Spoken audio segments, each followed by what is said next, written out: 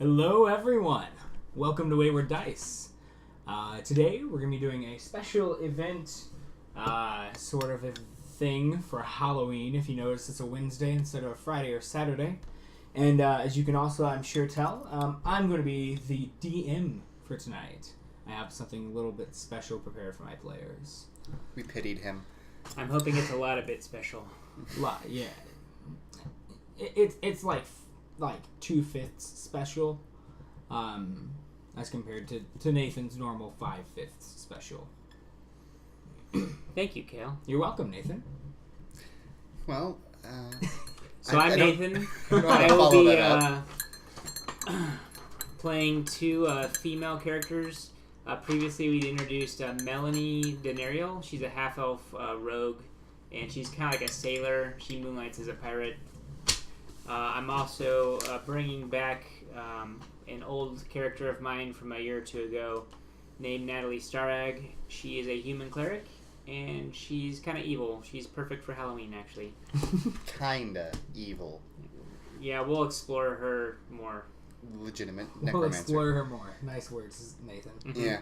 I'm Zach. I'll be playing also two characters. The well-known and very celebrated Cariz Couture, half-orc paladin Oathbreaker. Also very evil, but more in the he's taking law into his own hands kind of way. And then there's the, of course, never before seen on this stream, Sad or Less, the warlock Kinku, who has been seen before on the stream. I think Has Satterless has been mentioned several times, but I don't think Cariz has ever been mentioned before, has he? You see, I might be getting them mixed Cariz up. Couture. You're mixing them up. Yeah. He's been Typical mentioned. podcast. Cariz is new. No, I mean, yeah, I knew Yeah. that, but yeah, Cariz is very new. I think Cariz and Natalie might have adventured together before, around the same time. No, because I DM'd for Natalie. We've DM'd these characters of each other's. Yep. All right. And now it's his turn. My turn? Yes. Oh, to DM, yes. Yeah. Indeed. I have the least experience DMing, but I still feel like I can perform adequately.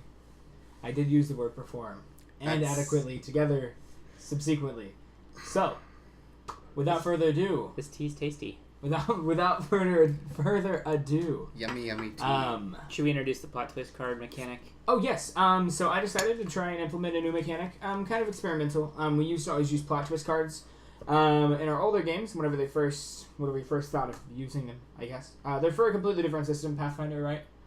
They're for Pathfinder, but they work amazingly for this, and we kind of just read the flavor text and then read what kind of things it might say that you can do, and then we throw it in there. I have made my players draw from a pool of random cards here, and I narrowed it down to 8 just by drawing them randomly, and then they chose. So either at key points where they feel it's necessary for their character to have some kind of Plot twist. in a sense, either they play their character amazingly and they feel like it makes a lot of sense, or if they just want something to be kind of twisted up, each of their characters has one plot twist card. Oh, and we have absolutely no idea what these plot twists actually are either. Indeed, yes. No one knows what they are, and they can't look at them until they hand it over to me. So in the past, when I was DMing groups of like anywhere from 3 to 7, 8, 10, every player got a plot twist card, which they could look at, and at any point they could play it to kind of mix things up a bit and keep me on my toes.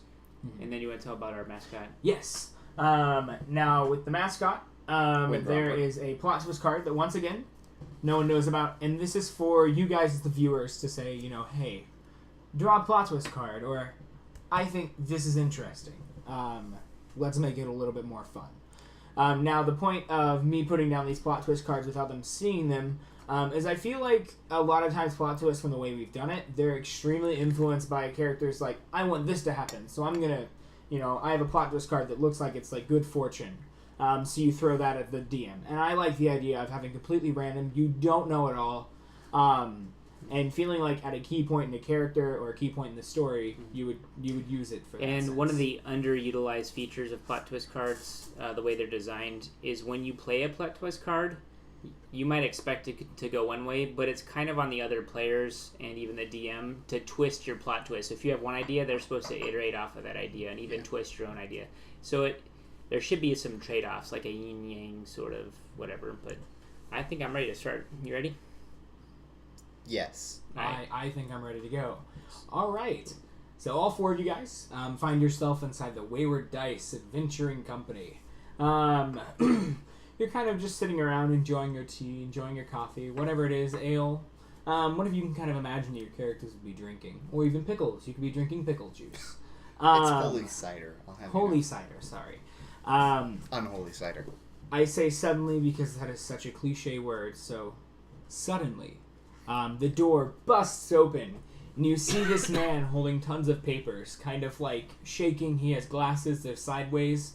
What does he look like? Is he human? Is he blonde? Is he ginger? He's human, but he's almost short enough that he could be a halfling, but you know that he's human. He's like a really tall halfling or an extremely short human. He kind of runs in, and he's like,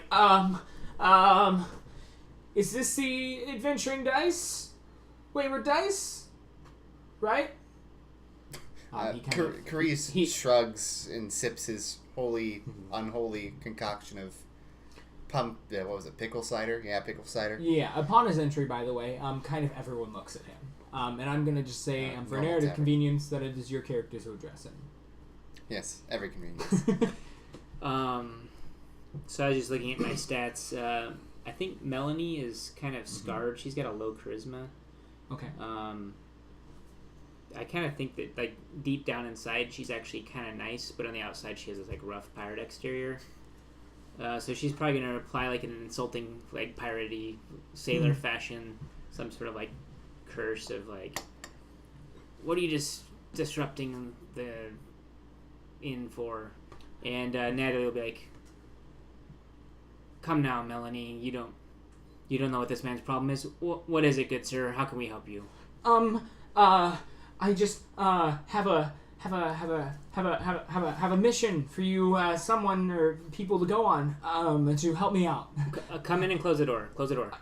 Okay. And you see that it is pretty breezy. His papers are flying everywhere since the door's open. He was probably holding a stack of anywhere from 100 to 200 pieces of paper, and now it's pretty much dwindled down to probably like 50 or 60.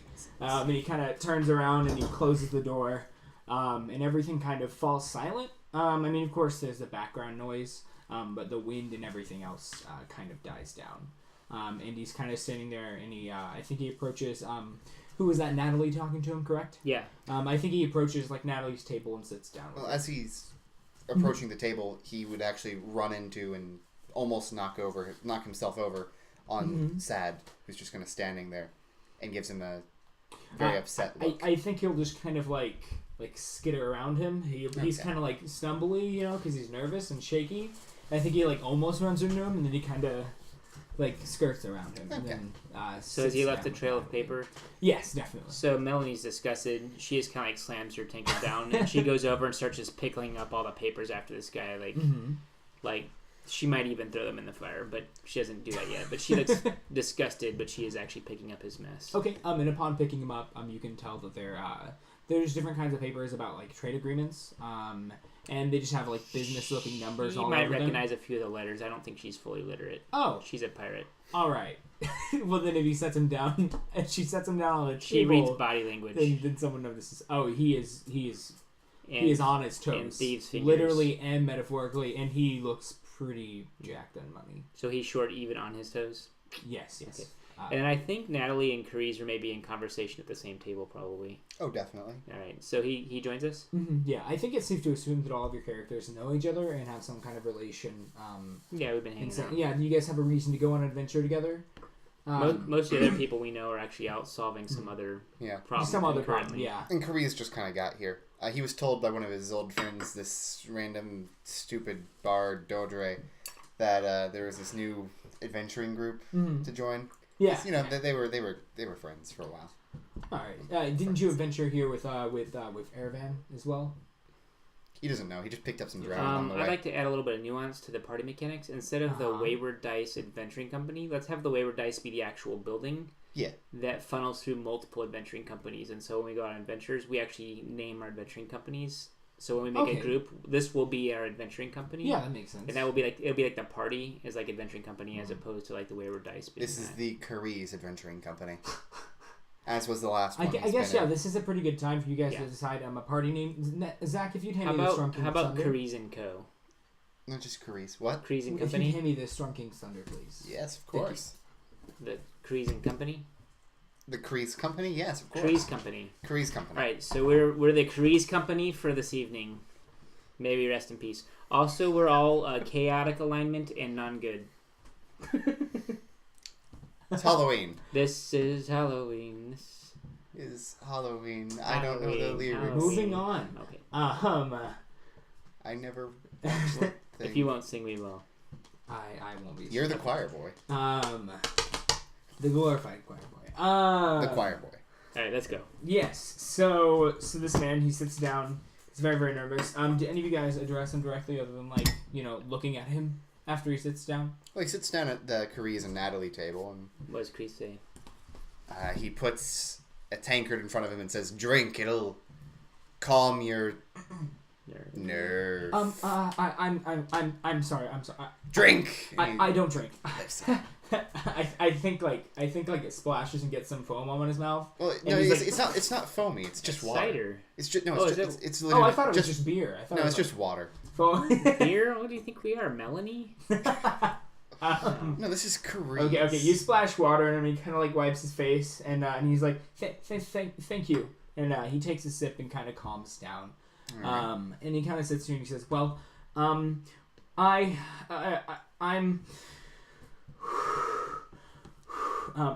from the traveling mayor, and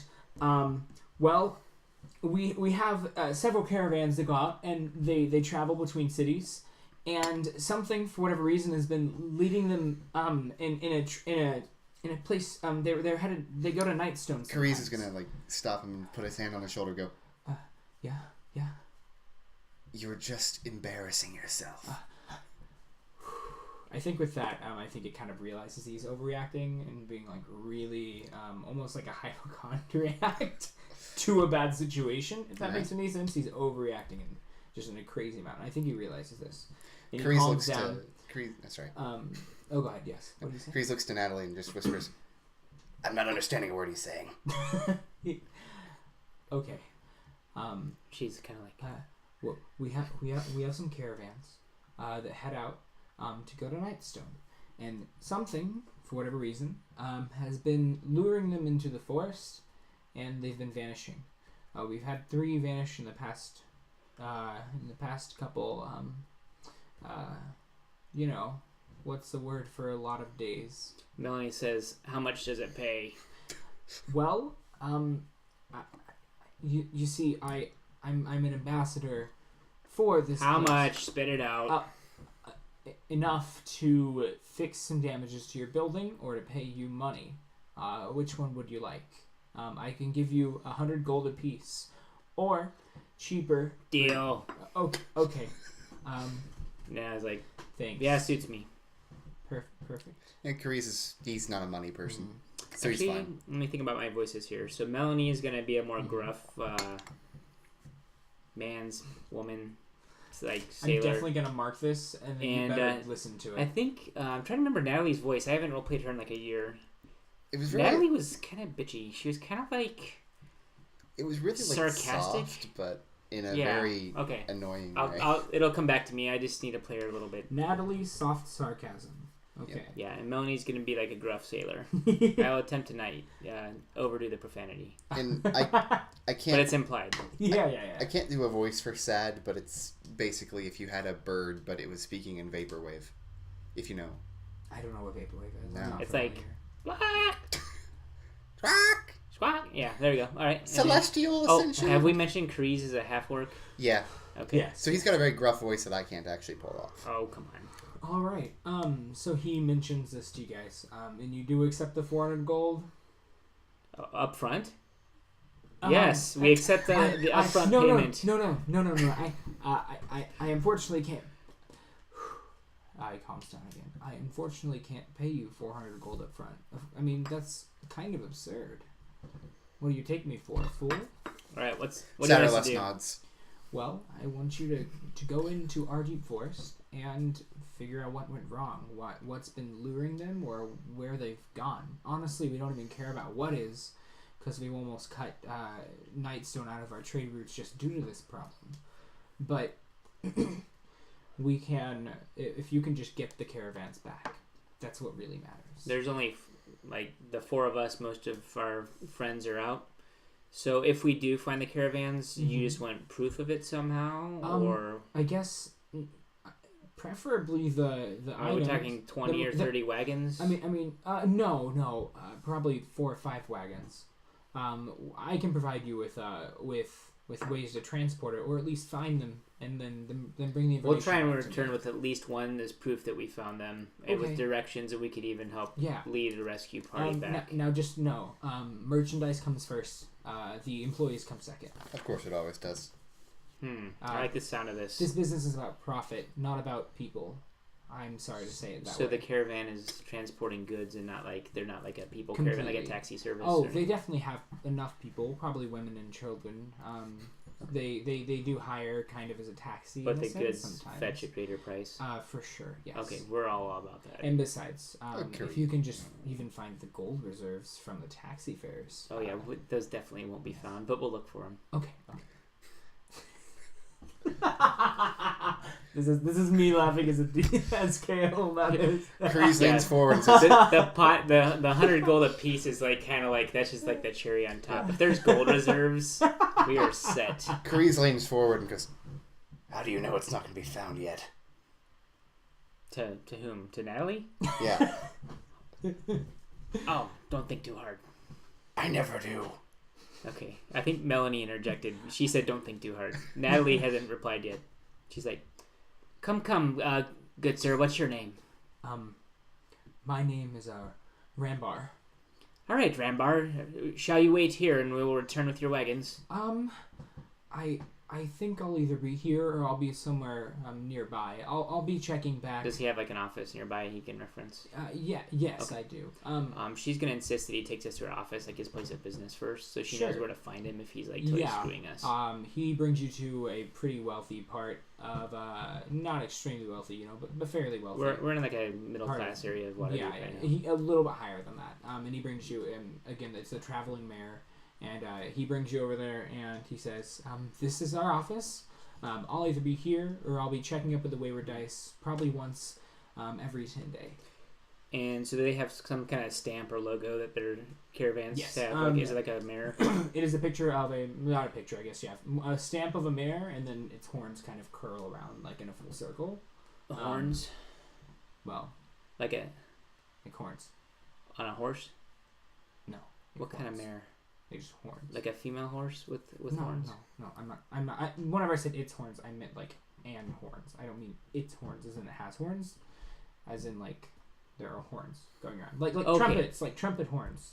So I'm thinking like Halloween. I meant like full Halloween. I'm staring at a dragon. I'm sorry. Right now. Yes, sorry. Like the dragon French has horns all over it. So. Sorry. Yes. Okay. It has like, or more like bugles, but like that kind of thing. Like it kind of curls around. There are 2 of them, and it connects like. Okay, gotcha. So there's 2 musical horns. Yes. Making the outside border with a mare in the center. Yes. All right. Is it a certain color or anything? Brass? Just like.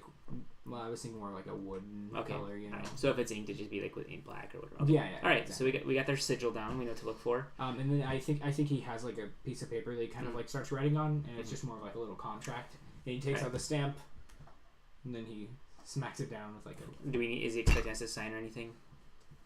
Yes. Right. I think he turns it she'll over. say up front we'll need about 5 gold apiece for torches and like food and traveling supplies, just for logistics. Yes, for sure. I think he pulls out like. 5 gold apiece. Okay. He definitely has one of the things, where like you click it, like for instance, like a server might have, where they're faster, like just the coin thing. You know what I'm talking about? You like click it and it pops out coins. So it goes 1, 2, 3, 4, 5. I just looked at Natalie's 1, 2, 3, gold 4, for the 5. first time she's loaded. 1, 2, 3, 4, 5. Not in a major way, but enough to tempt a thief. Wait, hang on. He doesn't even know that the Kinku's part of this, does he? The Kinku's still there. Yeah, the 4 of us are here. Wait, hang on. I like to imagine that the 4 people are sitting at the table, and then the Kinku's kind of just standing there silently, like at the head of the table. Natalie just passes over his 5 coins. Yeah, like our table, like you have the 4, and then the Kinku's just standing there silent. All right. Yeah. So we've accepted the gold. We're ready to depart. Yeah, perfect. I guess we'll stop by like some food shop and like. He actually okay, does. sure, yeah. It's actually a. And Oh god, yes. Sad doesn't get the pass the coins initially by this person. Mhm. This guy, I forget his name. No, I think he pops out the 5 coins apiece. I think he only does it to 3 people. Yep. And So then someone lets him know. How do you guys? How does that happen? Sadderless actually makes a perfect replication of the noise of the coins. leaving. Ding, Yeah. ding, ding, Yeah. ding, ding, Ding ding. ding ding ding ding ding ding. I think he kind of like looks over. He's like, Natalie's like, he's with us. We're a party of 40. hang on, and he goes, ding, ding, ding, ding, ding, ding. Ding ding ding. And he hands it over to the Kenku, but like, I don't think he even breaks eye contact with Natalie. I think he just kind of pops out the coins and then reaches to the Kenku because it's kind of awkward for him. I think we're ready. Yeah, and he did say that he would have horses for you guys to go up and ride on. Oh, sweet. Yeah. Let's see even better. Or, yes. Or should I say? Let's see. I think Natalie. Okay, yeah, we could probably ride a horse. Sure. Yep, we're riding horses. All right, so Natalie's gonna attempt to mount her horse. Kreese already has a horse. And I think he says, just tell them that I sent you. We have a at the backup gates. horse to carry all our crap. It's his horse for his. It's his horse's horse. It's his horse for his horse. No, it's a horse for his The squire? like handmade guy. Squire. He has a squire. He doesn't refer to him as a squire. What does he call him? He calls him Boy? his handmade guy. He says, hey, you're my hand guy. And he's like, thanks. Hold on. Have you introduced him as anything besides boy? No, he just kind of follows. Kreese doesn't really speak to him. What? He doesn't. Can Natalie call him boy? He's Sure. literally Cariza's shadow, but like an actual person. I think Natalie previously had a follower who she called boy. I think she calls any sort of servant boy or girl, just like as a general diminutive. Wonderful. It's God of War 4. I like to So- imagine that the boy is like 90 years Boy, old. here's your horse, and she indicates the horse for Kreese is now for the boy. Kreese leans in and whispers and says, "We're not supposed to recognize them as human beings." That's because they're half-elf beings. I'm sorry. Right. So Melanie is a half elf sailor. Natalie's a human. I think we're ready to go though. We're still ready to go. Yeah, perfect. Okay. So you guys go ahead and depart from Waterdeep. It takes you about 3 days travel to get to Nightstone. What is Nightstone? Nightstone is a town right outside of Ardeep Forest. Oh, It is basically like you leave the town and you're in the forest. You guys arrive. It seems like a normal town. You can tell that the economy is a little bit worse than Waterdeep here, just due to what you can assume might be just problems or any kind of conflicts. So Yes? Waterdeep is the largest metropolis Mhm. ever. So it's like a town of like It's like a small 500? town. Yes, it is a or small town. 1,000 or 5,000. We'll probably say 500 people live here, Okay. probably. Does it have a palisade or anything? No. I mean, it has like... just think of it as kind of like a little village outside of a forest. It's Just like- along the road. The wealth of Well, it has this... Waterdeep. I mean, you go down your own way. ends. Like, it's off the road, and it's a little bit of ways down the road. Oh, just like From there. So, yeah. towards the forest. Yes, towards the forest. So the Waterdeep city limits are here, and everything past that is just poor. Waterdeep is surrounded by a curtain wall, and there's not much on the outside of it. See, exactly what I said. All right. Class Perfect. division. Okay. So we arrived then at night, Yes. whatever. And yeah, right outside of it, you guys can just pretty much enter the forest. There's this weirdly, like, it almost feels like, it looks like there's a path, but the path isn't on the ground. Like, the ground is all, like, just kind of regular, but it looks like the trees almost, like, it feels as if they kind of want you to go in there, and like, as if you wouldn't be able to lose your way. Like, the trees are kind of just separated, with no path on the ground because it's not traveled on enough. But it looks like the trees are separated almost in straight rows for at least a little while into the forest. Just Is there evidence of logging or anything like that from the city or the town? No, it doesn't look like they do a lot of that. It What's looks the town like called? Nightshade? Nightstone. Nightstone. They're a Nightstone. mining little town.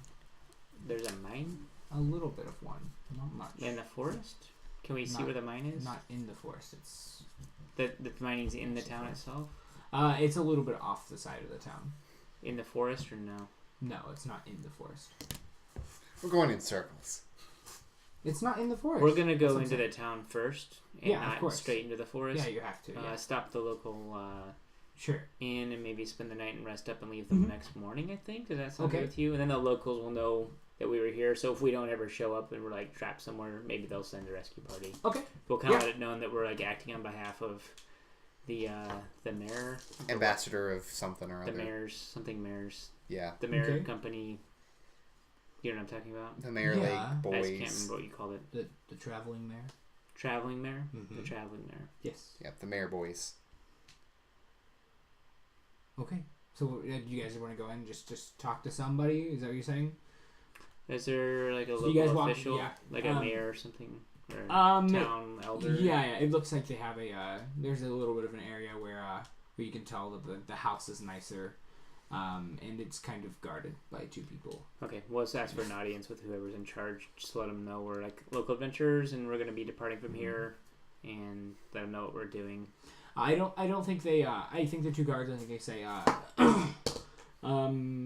I think that one of them addresses the person who looks the most demanding. In the sense of who looks like the party leader, which I feel like would probably be Carice. I mean, yeah, it's the Carice company. So they address Carice and they say.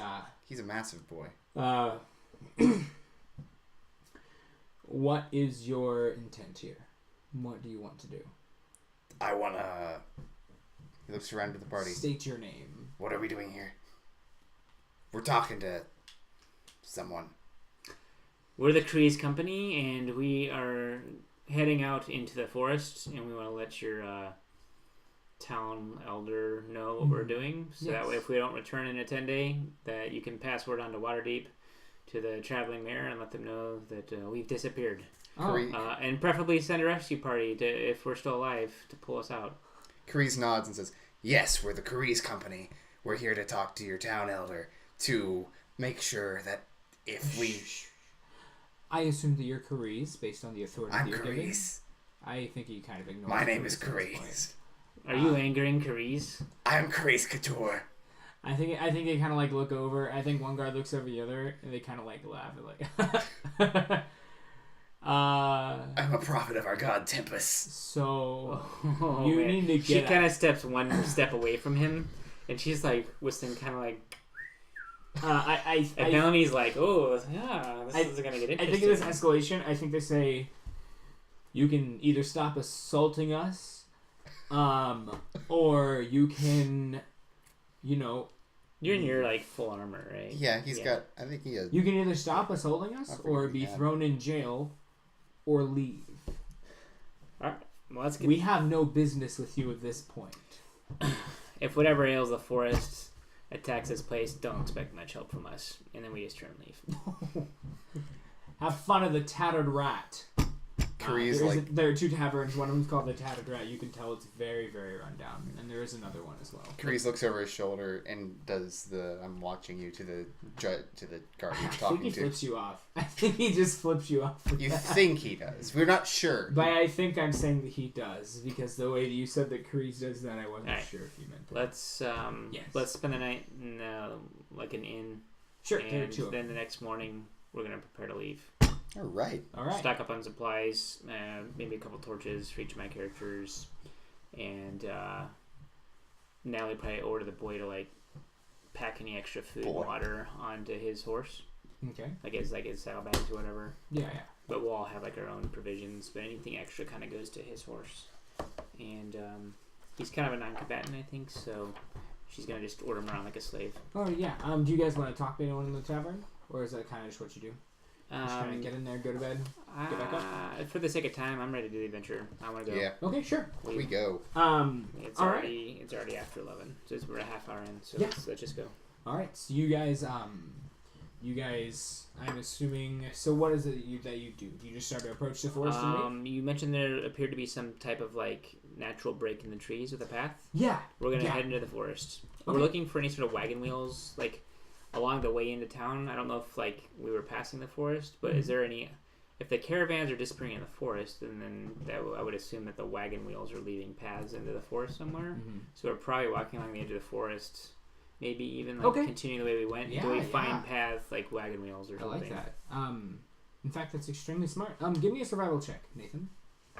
DC's gonna be pretty low. I rolled a 4, 7. All right. Ooh. Hidden secret. Someone has a hiding secret. Your secret is in danger of being revealed. Evidence of a conspiracy arises, or a secret path or hidden trap is revealed. You know, I was gonna say with your 7 that that you actually don't find what you're looking for, but I think you're moving, and I think you hear something. I think Natalie doesn't find it. I think somebody else finds it, like the Kinku or somebody. Yeah. I think, I guess the Kinku would probably have more keen ears. Can we establish a party order? Yeah, let's do that. Carice is in front. That's not bad, yeah. He's a paladin. He is. Can our rogue lead?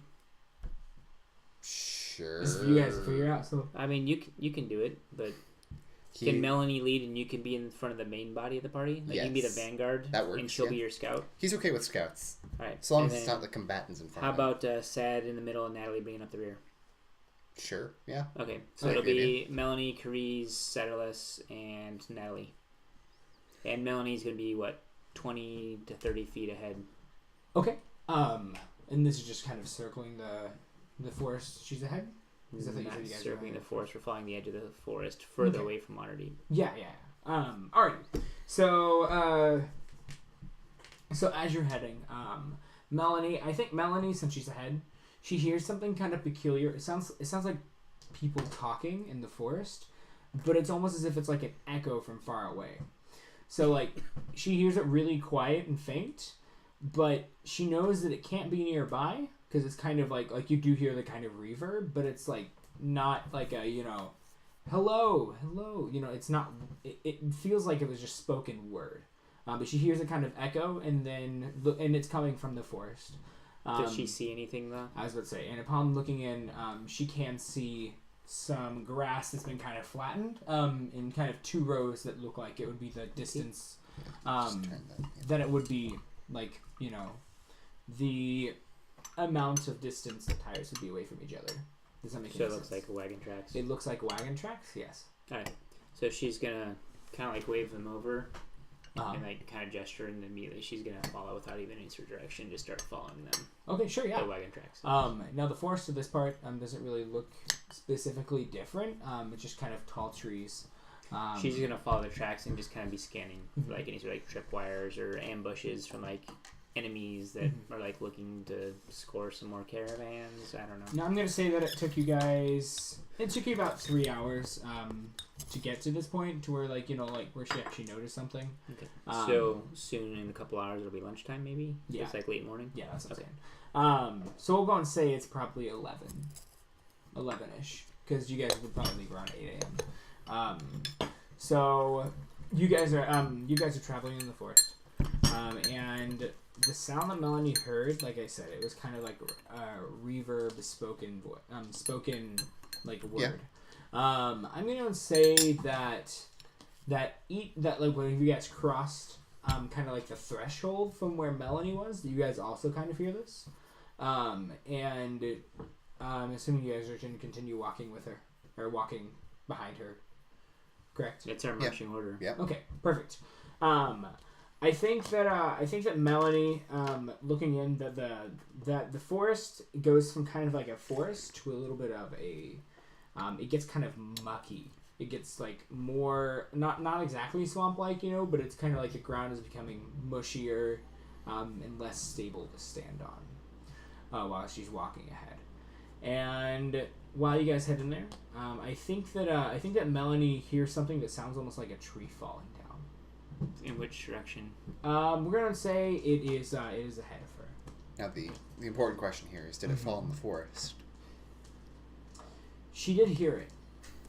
And you are in a forest. Seems reasonable. Yes. Okay. I'm assuming we still see the wagon wheel tracks. Mm-hmm. She's gonna keep just following those for now. Okay. She's assuming that those will lead her to the wagons. Alrighty. So a little bit past that, we're probably gonna say 3 or 4 minutes past that. The wheel tracks go away. Like they just stop. Like completely, as if they were just picked up off the ground and they were missing. She's uttering sailor curses at the moment when she's standing at the end of the tracks. When I think Carice catches up to her. Yeah. So he kind of like looks, and he says, "They sprouted wings, or a dragon ate them." Or a dragon. A dragon. It's a dragon. Can he investigate the tracks to see if there's a dragon? For sure. Like dragon I wouldn't footprints. say for a dragon, but Yes. you know what? Footprints of a dragon. Yeah. Footprints of a dragon. He's that's a 12. Okay. You do not find footprints of a dragon, Darn. but But upon touching where the tracks were, you can tell that instead of being solid ground, like just touching where they should be, you can tell that it almost looks like slid down, and there's just like a pool of thick, muddy liquid in front of you. Like if you were to take a step in it, you would probably sink. Oh, like a marsh or a bog or something. It's pretty deep, almost like quicksand, but muddy. so he pokes it a few times and then kind of like crosses his arms and stands up, looking at it. He says, "They went down." Okay. No, I mean, this is up to you guys. That's all he has to offer to the conversation, and Satterless isn't really active. Who has the highest passive perception in the group? 13, 13 and 12. 13 and 12. Okay, so 13. Okay. I'm gonna stay with that. I think that while investigating this, you can see that just a little bit off, the distance probably maybe 10 or 15 feet away from there, you can see a different set of tracks that look like they were almost going parallel to these ones that are headed down the same direction that the ones that you guys saw were headed. They're coming from a different direction, like they seem to end in the same like they were place. parallel, as if it started in one part of the forest and then the other one started in a different part of the forest, and they were kind of just traveling side by side. This one sunk down while the other one is. So, putting it on the road we're on, it would be like the tracks that we're just following is on the right side, and as soon as they stop, the next one go, or have they been no. going Like, as if they've concurrently? been traveling side by side the entire time, you just didn't notice the other So ones. they to the left or the right from the original direction of travel. They're on the left side of the original. I think Melani's going to go over and notice them and go over and check out, see if they keep going. Okay. How did we not see these sooner? And then he just follows along. Alrighty. So she follows those pretty far. Do they go further in than... I was going to say, you realize that the marshy area kind of stops being as marshy, and then you notice that there's kind of fog that's kind of settled on the ground. And it feels as if, just before you even notice it, almost as if fog kind of works in real life. Like, you have a limited, distance that you can see, and it just kind of came out of nowhere.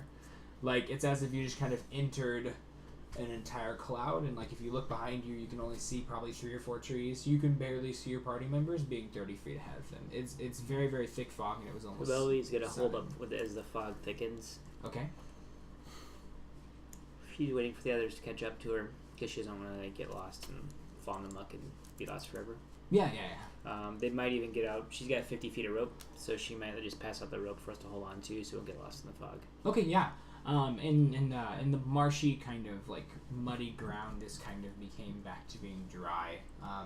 There's dew on grass kind of below you guys, even though they're just also a bunch of leaves. Is it still forested though? Yes, it's still forested. If you tried running, you would probably run into a tree before you could dodge it, or it would be hard to avoid all the trees. Can we still see are there still ruts or the tracks wagon? are still there? Yes. Will we be able to follow them in the fog, or probably not? Yeah, I mean that's actually how how Melanie stumbled across it. She kind of was just looking at the ground, and then at one point she just looked up and it was surrounded with fog, and she could hardly see the people behind her. All right, I think it sounds pretty nice. Yeah, it's almost as if the fog found you instead of you finding the fog. If that makes any sense to you. Does that make sense, Nathan? Sort of. We're gonna attempt to follow. Melanie's gonna just keep trying to track the wheel markings. Okay. I'm gonna say about an hour after following him. You guys are kind of just following him. Nothing really seems to change. You hear a little bit of wildlife noise, and then I think just out of nowhere, Melanie's just gonna hear people talking. She's just gonna hear words. Can she identify the language? Yes. She knows Common, Elvish, and Undercommon.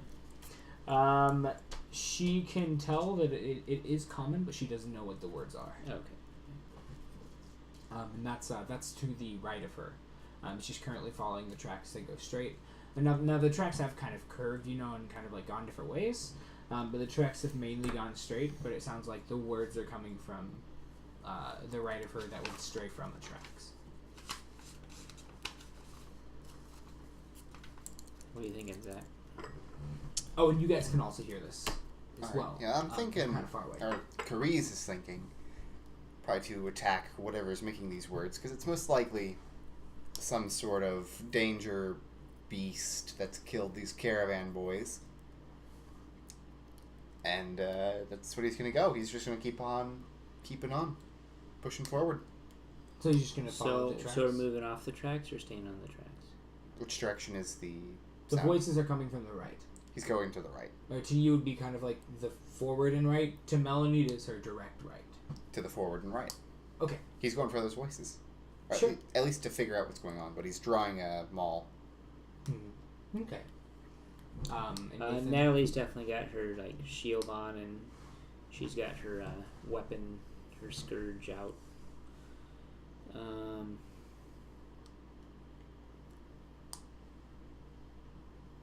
Yeah, I think Melanie's actually going to follow after Kreese, so we'll change the party order to Kreese, Melanie, then Satterless, and Natalie still bringing up the rear. Okay. All right. Alright. Perfect. Nice. Sorry, let me consult my stuff real quick, because I'm just... Okay. Nice! Okay. So yeah, so you guys are sitting here, and upon like walking for probably a minute or two, the voices are kind of constant. You can't really make out what they're saying, but walking through, there's a bit of a clearing in the fog. It almost feels as if you can see more right now than what you could before. Instead of 30 feet, your vision is out to like 120. It's just this big opening area. Upon looking up, it looks like the trees are kind of just in this big open circle. And you can see two figures sitting down in the middle of the kind of field glade area. Yeah, exactly. Right in the middle of that, the sun's shining. Honestly, if you didn't just now walk through all this fog, it would feel as if it was just a normal day outside. Although it is sort of chilly. Can we tell the figures, like, gender, race, you height, can just hear talking, monsters? just kind of casual. It sounds like common, but the words are kind of like So we can't tell if they're like together. human or orc or elf. Yeah, or, exactly. we can't tell. It sounds as almost like it's just humans talking. Can we see what, You just see two cloaks just kind of facing each other. Right. I think Melanie is going to kind of like crouch low into like grass and like brush and stuff, and she's going to try and sneak up closer to them and like stealth in there. Okay. All right. Carice is making his way, like beelining for these people with his maul, not raised, but definitely ready to hit anything that he doesn't like. So he's going straight in. Yeah. And Satterless, some T on that. Yeah, those are what it is. Satterless is, I don't know where I'm going to put that. He's preparing his, his Eldritch Blast for some good distance. So is he hanging back? Yeah. It's just normal daylight with fog, right? Yes. Yeah, alright. I think Natalie's going to hang back with Satterless, and Melanie is kind of flanking off to the left, but she's being stealthy. There's no way she'll get there as quick as Carice does. Okay. So as you guys approach, the figures that are kind of sitting there, they just kind of grow silent. Like they're kind of just like casual talking, like we would be, and then they get completely quiet as soon as they kind of like start to realize. I think one of them kind of like turns and like just looks and kind of like points up a hand, pointing at Carice. Carice waves with his maul. Says, "What are you doing out here? Who are you?" Talk.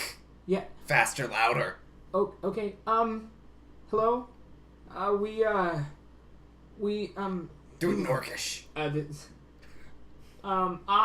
Kabuka. I don't speak Orcish. Okay, just do it common then. Okay.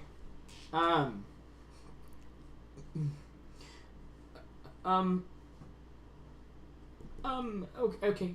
Could you? He's closing the distance. Here, please stop moving. Is this a relative of the guy in Waterdeep? Maybe. I've had enough of people who can't get 3 words out. Hello. I'm sorry. I'm sorry. Me and my friend are from a traveling party. Fine. Caravan, maybe. Caravan, where? Where? I don't think I remember. I just remember riding with horses, and then here I am sitting here talking to this person. And I think What person? Where? What person are you talking to? I think this person's sitting here and talking to you. They've unveiled. It is a girl. Definitely a girl. Blonde hair, and she looks back and says she was talking to this person. And you notice that the cloak that was there beforehand is like kind of fallen and flat on the ground. All right, that sounds definitely suspicious. So she like threw her cloak back and the whole thing just landed on the ground. She had her cloak, so it was 2 cloak figures. And as soon as she threw her cloak back, the other characters would notice the fact that the cloak that she was like talking with, supposedly, just Obi-Wan Kenobi, just kind of like went like flat. The first character he was talking to is no longer there. No, It's just her. Yeah, there were 2 cloaks sitting up, and then the girl unveiled her cloak, and then the other one just went flat. So we didn't actually see them. We just saw the cloak. You saw the cloak of one of them, but the girl's still there. So yeah, Carice is gonna poke the cloak with his maul. Oh, so you've already gotten up to like close point. I think the girl. I think she kind of like stands up and like puts up her hands. Like, please don't. I'm not asking. Don't worry about it. I'm just gonna see if this thing's alive. And he pokes it with his maul, which is a very odd thing to do with a maul. It is a cloak that is inanimate and not alive. All right, I think it's mostly dead. So so how's your day going? I don't know. I just kind of remember riding, like I said, riding in a caravan, and then here we are. All right, he's gonna. Is she wearing a red riding hood? No. He's gonna like gesture. Big bad for, wolf. He's gonna gesture What? for the party. I was traveling through the forest to make my grandma cookies, and Okay, what were you saying? He's gesturing for the party to come forward, come out of hiding. Natalie will move forward. Melanie's gonna kind of like stay like maybe 20 feet away, and like behind like a bush where if things go south, she's kind of like not gonna be an immediate target. Sad's getting a little bit closer, but he's staying behind with his spell prepared, Okay. just in case. Natalie will go right up next to them. He's a firebolt. Just say, "I'm Natalie. Who are you?" My name is Daphne. Or Daphne? Daphne, I think. You don't remember your own name? I Crazy. think she's. Why are you drunk here? on this. Why are you here? I was talking to someone. And I had someone to talk to. in this forest all by yourself? Why aren't you in town? I had someone to talk to in here. I felt like I had to come here. You know, do you ever just get that feeling in the back of your mind you just need to do something? Carice is gonna talk over her and say, I think she's not all there. Do you ever just get that feeling that you need to do something and then you do it?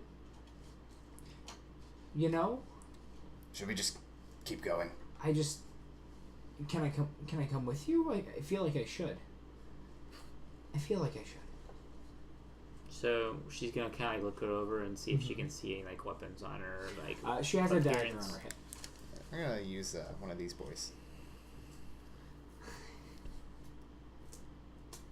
I'll save it for pretty soon. Nice.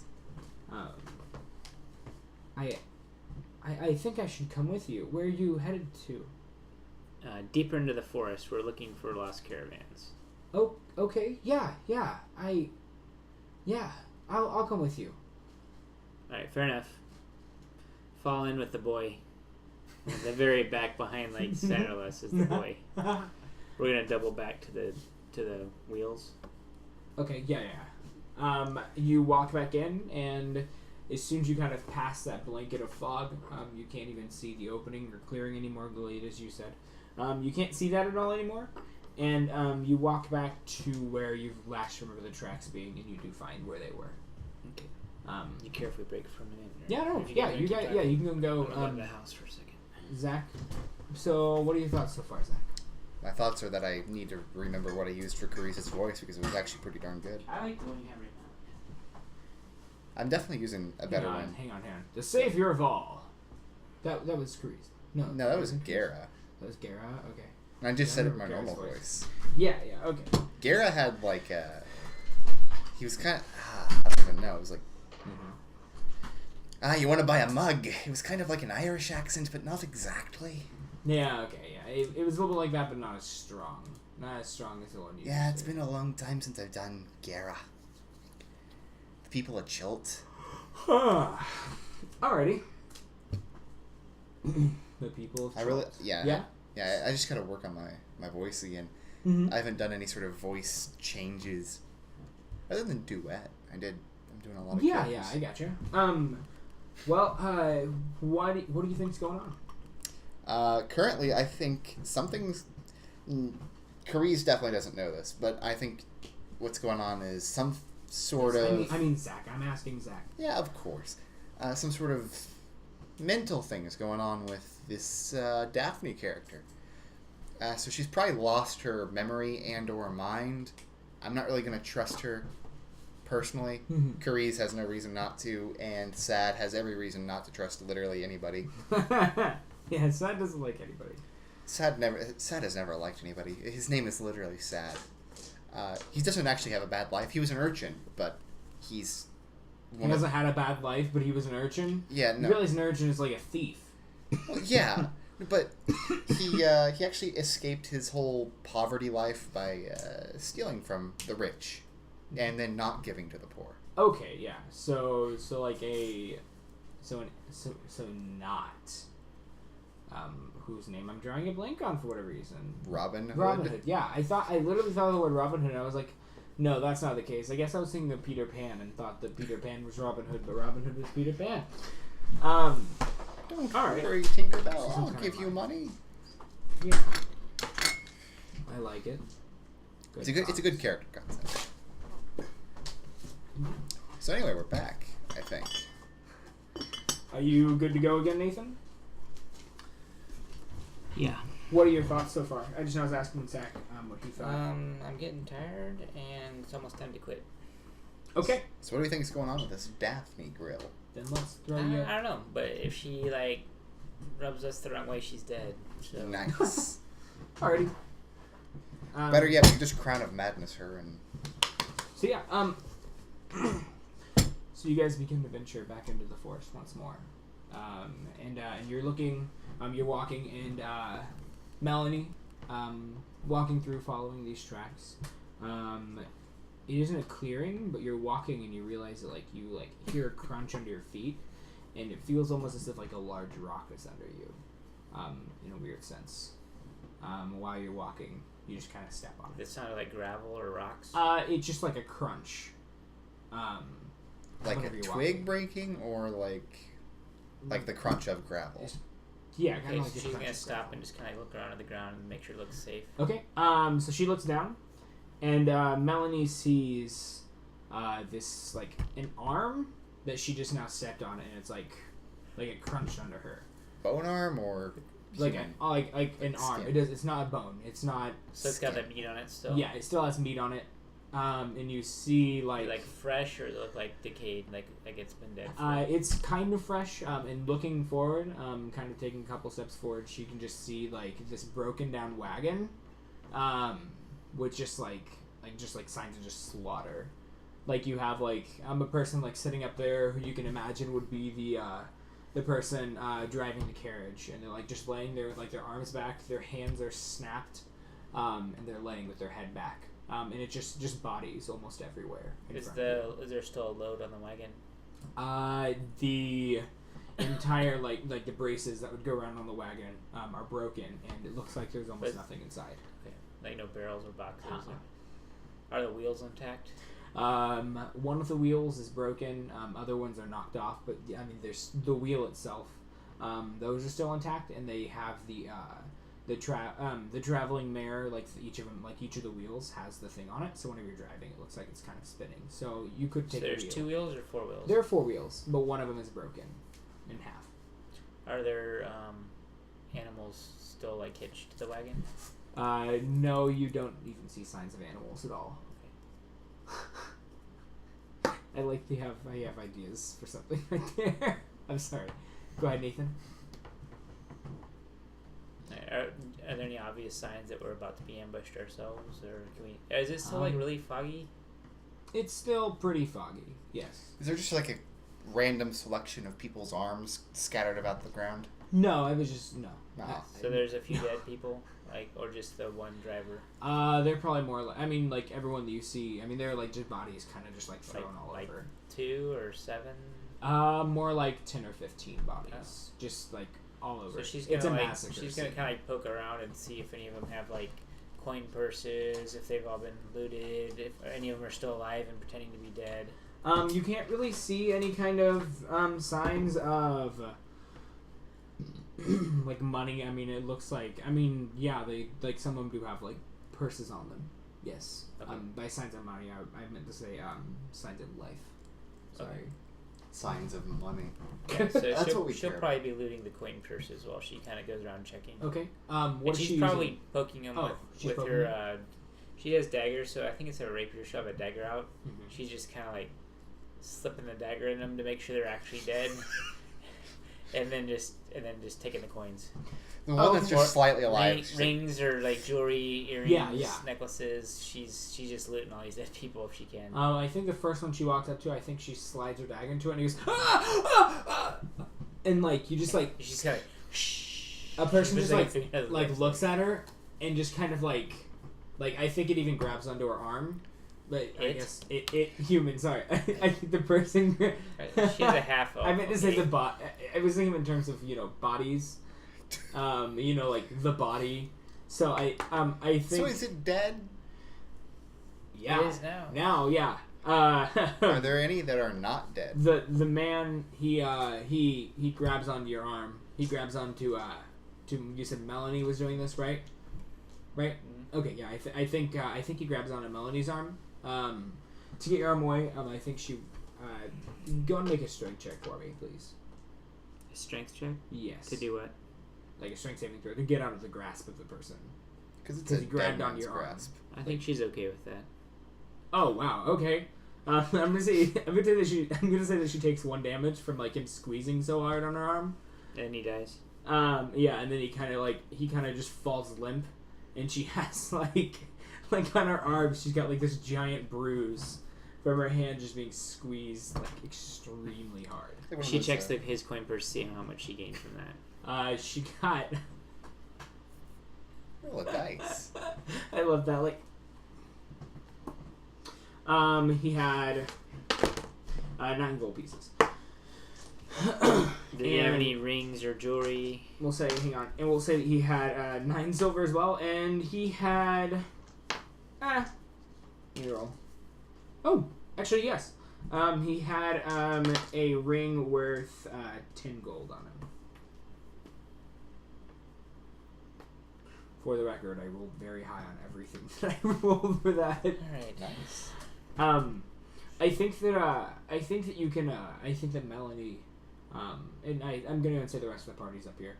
Definitely by now. Melanie hears this this kind of like just this groaning, this moaning. Which direction? It sounds like it's almost coming from like the front of the carriage. The wagon? The wagon. Sorry. So is it a wagon or a carriage? Like a passenger carriage or like a cargo wagon? It's more of a cargo wagon. So, alright. I think Natalie's going to cautiously approach. I think Melanie is still checking the dead bodies. So Natalie, as she approaches, real quick, what are Sad and Carice doing? Carice is definitely going to go up to that wagon, and Sad is actually going to look for anybody he can spare from death. Okay. Just because he wants to and question. Natalie's going to order the boy to hang back with the girl and the horses. So the two of them will have our 5 horses, I think, hanging way back, like just on the edge of vision, probably. Traditional servitude is boy and girl. Okay. Natalie, and Carice see this just like this person sitting here, just kind of like. It's like just like a not like a pained grunt, and it's like this person. He kind of like stands up, and he looks up, and then he turns around. From the wagon? Yeah, he's at the front of the wagon, and he was kind of sitting down here, like kind of curled up, and he stands up and he turns around, and he sees Natalie, and he starts like charging at her full speed, like running, like full on sprinting. I think this would be appropriate time to roll initiative. Gonna do party initiative? We're going to do party initiative since right now it's 1. Could Carice hypothetically get What do you get? a reaction? 13? You got Attack 14. weapon. So he's gonna run up, and you can see that he's sprinting at you pretty fast, and he's going to attack you. He has giant sharp teeth and a long tongue, and does a. I'm gonna make the assumption that a 12 does not hit Natalie. Who's he attacking? Natalie. No, she's in like armor and a shield. Okay, gotcha. Yeah. So, he goes up and he goes to bite her and misses. And then let me see here. Yes. So that's what he ends up doing. He tries to bite her. I think that he kind of just like hits her shield with his teeth. Can she tell what kind of? Is he human? Is he otherwise? So he looks like he was human, but he's got these long, spiny hands, sharp teeth, and a long tongue. You recognize him as what a ghast would look like. Can you get me the Dungeon Master's Guide real quick? Because the Oathbreaker. She would recognize him as a ghast.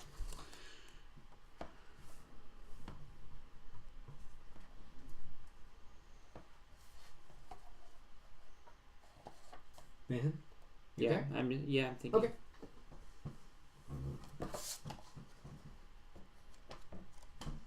I think she's going to cast Sacred Flame on him. Okay. He has to make a dex save against a DC of 14 or be struck. Okay. He rolls a nat 1, so he fails. Okay. 6 radiant damage. Okay. I don't know if radiant damage does double damage. It does not. No. Looking at it, he doesn't. It's not. So it would say at the top of the thing where he's got vulnerabilities and immunities. I know. Yeah, he doesn't have any kind of vulnerabilities. 6 damage? radiant. 6 radiant damage? Okay. And she says, Bashaba take you! I think he actually responds and says, Bashalba won't take me. He's saying he won't. Ooh. Will we be playing with inspiration dice at all tonight? Yes. We got like 9 minutes though. Probably. 9 minutes? Oh. Interesting. Okay, Zach. Yeah, give me 1 second to see what this stuff does real quick. Okay, while he's doing that, Yes. Yeah. Melanie will draw her rapier with her other hand and charge in and hack at him. Okay. From behind, so she'll get sneak attack damage. Sure. The rapier, 15. 15 does hit, yes. At the dagger, 12. That does not hit.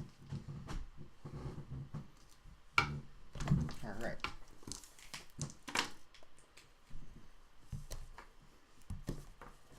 Then Carice is... 19 piercing damage with the rapier. with her sneak attack. Okay, nice. That's Yeah. a pretty good amount of damage. Alrighty. So, next person in line? That'd be Carice. Either Sad or Carice, yes. Yeah. He's going to attack with his maul. You know, it's pretty straightforward. 24. 24 Assuming hits, that's going to yes. hit, yeah. Indeed. Then 2d6. 7 plus 4, that's 11. 11? That Yeah. actually kills him right on. Nice. Oh, right in the brain. So you stab him Just right in like- the brain? Not stab. Oh, no, sorry. it's maul. Oh, yeah. Never mind. I was thinking of the rapier. Sorry. No, he's just going to, like, gooify it. You gooify it. I'll go and say that you smash his head, like, against the wagon.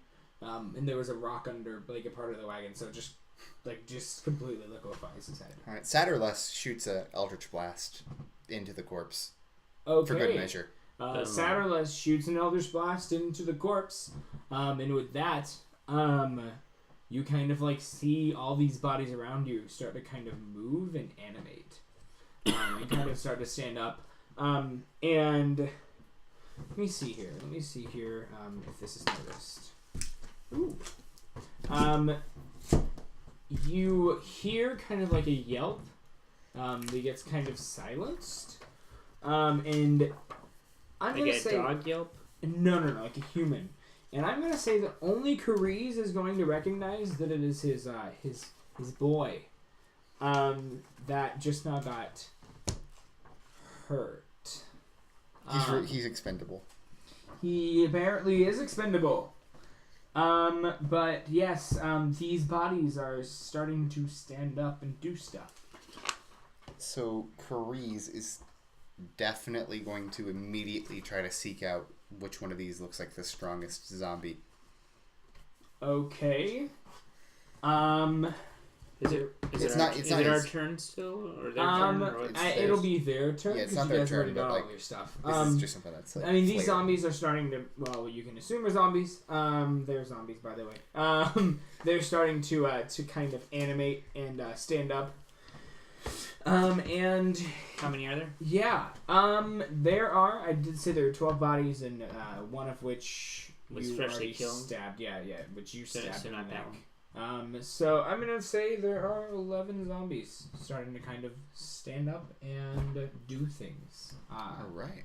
And yeah, so Zach, I'm gonna say since Carice, okay. Oh yes. Oh, you So- haven't done the other Yes, one yes, yet, yes. have No, you? I'm gonna do. So the one that Zach had is hindsight. You realize in hindsight that you probably shouldn't have taken the girl with you, because now she's gone and she was with your squire or your boy, and he's also gone. She was a zombie. And with plot twist, I'm going to say this is a great time for the girl to be kind of like right there, and she has a knife in her hand, and Where is she? she is behind the party. She has a knife in her hand. She's Wasn't kind she of, already behind the party? yes, but like she's kind of like emerging out of the fog, and she's kind of like laughing. Behind as in the other side of the wagon as she was prior. So you guys So came. we in- left her behind us. When So we here's the went wagon. Yes. You guys left her behind with the boy. Well, now that boy's gone, and She just killed the boy. and you see her walking there, and she's like pretty much dragging like a limp body, and she like So she's dragging her body towards us, yeah, dagger in hand. and she kind of just like sets it on the ground. Can we resolve all their turns so we can take our turns? That is all their turns. Oh, they're done? Yes. Okay, they're all- Natalie presents her shield, which has a crimson field and a Okay. black stag on it. Yeah. And she calls out, Bashaba! Rah! And like these like rays of like radiant red light go in all directions as she uses her channel divinity for the day to turn undead. They need to make a wisdom save versus 14. Okay. And if they have a CR of half or lower, if they fail their save, they instantly die. Okay, Nathan. All right, Nathan, you do this to me, I guess. How high do they need to roll? 14 whiz save. All right.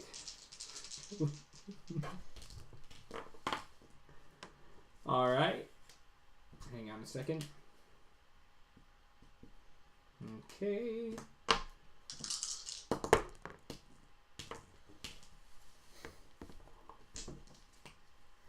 All right. Upon doing that, Upon doing that, 7 of them just disintegrate. Yeah, they by just the power of Bathsheba. they just turn to ash. And these other 4 kind of like, huh? And yeah, so you have 4 undead and then a lady. Is there any of them that look at particular? Actually, they're all probably like equal in strength. Yeah. So which one's closest to the lady? Closest to the lady? Yes. One of them. Nice. I'm going to say that they're within 15 feet of each other. So Kariz is going to channel his divinity. Oh god, I put a horde of zombies against 2 paladins. No, she's a cleric and a paladin. Okay. Channel Oathbreaker paladin. Yes. Go ahead. He's going to control undead. You're turning my entire counter backwards. Yep. All right. It must make a wisdom saving throw. A wisdom saving throw? Yep. Up to a what?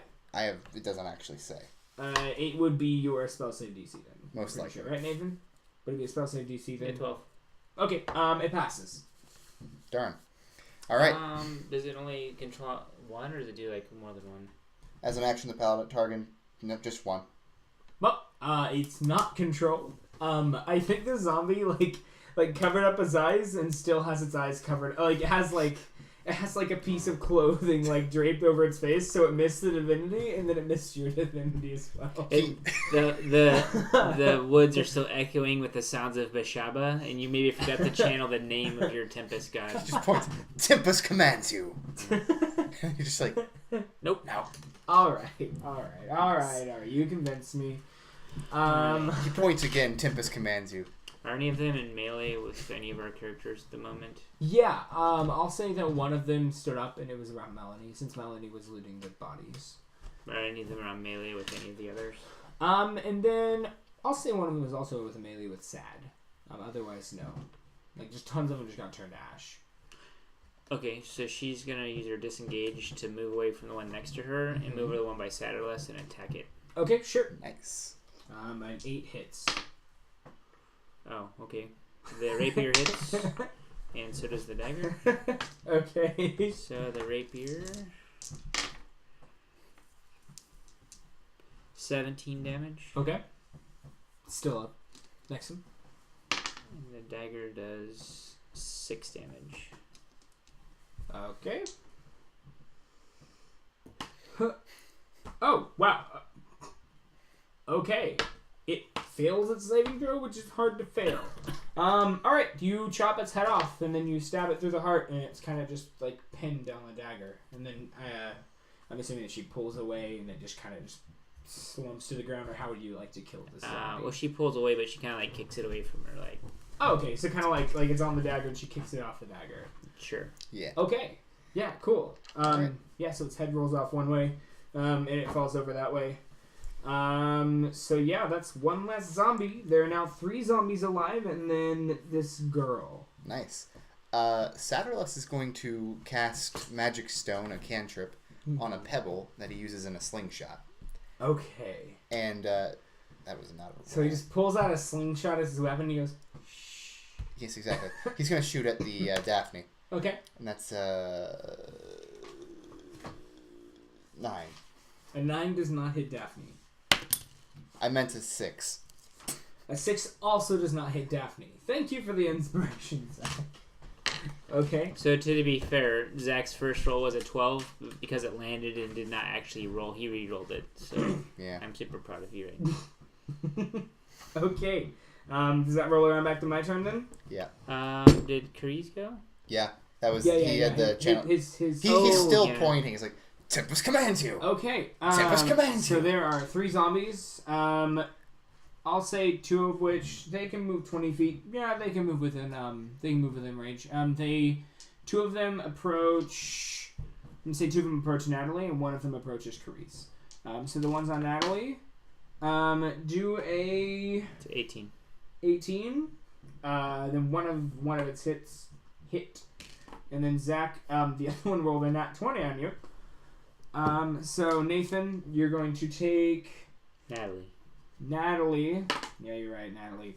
7 damage, and then Zach, Carice is going to take Oh my god, I rolled 2 6s, so he's going to take 13 damage. Pathetic.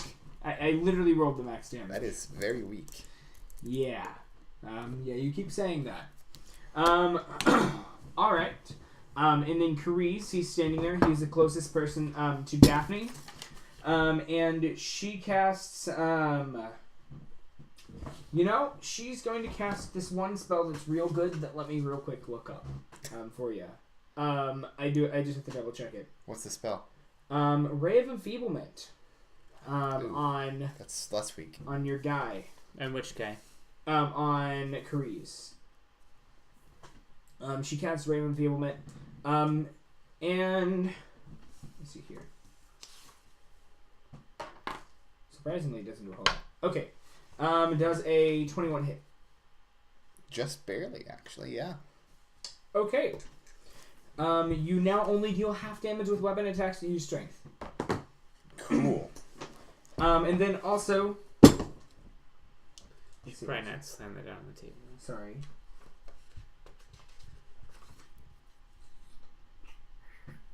Okay. So yeah, so she hits you with that, and it looks like that she doesn't do much else.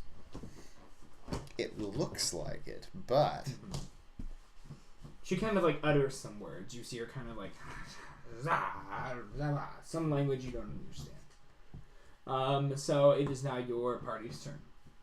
Alright. One moment while I do this. Mm-hmm.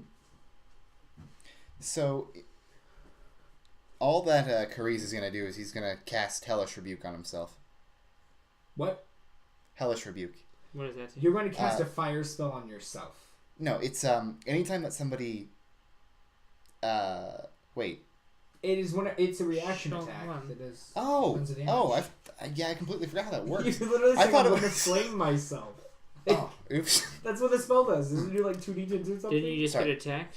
Yeah. You can. Well, it doesn't, not by a damaging move, but yes, you did get attacked by a spell. Are you going to attack back? Yeah, he's then? going to cast... Well, I mean, you got Hellish hit for Rebuke 13 on her. damage. Yeah. He's going to do it on the... Oh, by the zombie? Yeah. He's not going to do it on the zombie because that would actually affect him because it's also area, I think. That's not true. I can't remember. No. It's been so long. Anything that damaged you, the zombie damaged you, yeah, so you can damage it with flames. That's it. You're right. Mm-hmm. I don't know what I'm trying to remember, but yes, Two I'm dice definitely going to fire. cast it on the zombie. Yeah. That's the same. 2d10. And it has to make a dexterity saving throw, yeah. What? What's the dex save on? Because it 12. actually saves... 12. It actually saved again. This zombie is like... I think he should just maul He's everything. ignoring all holy things and he's dodging fire. It's the zombie chieftain. Yeah, There we go. he's the zombie chieftain. I don't know where my mind is. Keep tanking that. I'll kill all the rest. Yeah. Keep taking the one guy. Right. What about this? Do you want to have Sad go? Sure. Did any of the zombies come nearby sad? Well, one of them did, and then Melanie just kind of killed it. Well, yeah, I know that one, but did Execution any of the style. new ones No, the come other by? two went over by The Natalie. two by Natalie. Oh, Who's probably like right. 20 feet away from Yeah. me, maybe. Yeah, I mean, yeah, everyone's within, like, moving distance to the characters. Why, are you just gonna, like, fireball She's gonna it? cast, Sad's gonna cast Shatter on the girl. Oh, on the girl? Yeah. Okay, yeah. Daphne? How big is that Yep. radius? How 10 big is the feet. radius? Okay, then no. Then it won't hit anything else. He's just very upset with his missed. Okay, yeah. What's So, the save? Constitution saving throw. Con save, that's the Of, 14. 14, yeah. alright. She saves. Oh, so that's a half. Yeah. Okay. Thank you. 12, so 6 damage. Okay. Alrighty. So Daphne, she... Sorry. It's just a very loud squawk. Well, there's also the sound from Shatter. That too. But it just... because it's being cast by him, it sounds like a squawk. Sure. She wouldn't hear that, Daphne... though, 'cause it's ringing her ears. Ooh. Hang on a second. I'm pretty Can I sure. take Natalie's turn? Yeah. You guys do your thing.